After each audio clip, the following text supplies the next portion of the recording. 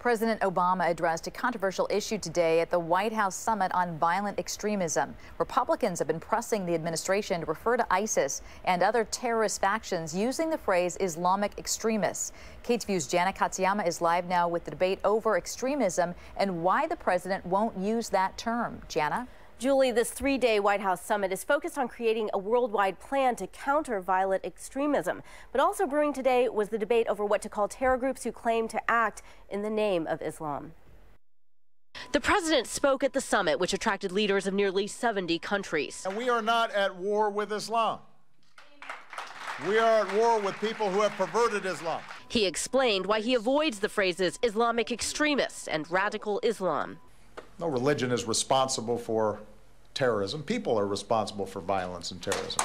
Some American Muslims applauded the president's stand, saying it acknowledges the 1.6 billion Muslims worldwide who are not violent.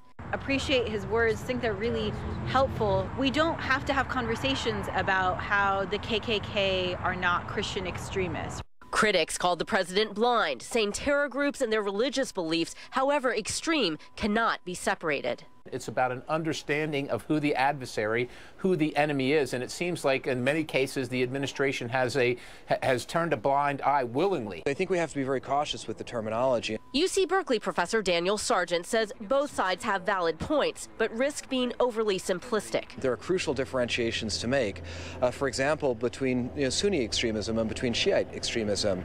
These represent different ideological strands. Sargent says it's important to recognize there is no unified Islam as the world witnesses the rise of Al-Qaeda, ISIS, Boko Haram, and recent attacks in the West by self-proclaimed Muslims. But the Islamic world is very different from, say, the Roman Catholic Church, which has a coherent, clearly defined power structure. It is possible for the Pope to presume to speak on behalf of the Catholic world. It's not possible for any single individual to presume to speak on behalf of the Islamic world. The Islamic world is much more like the Protestant world.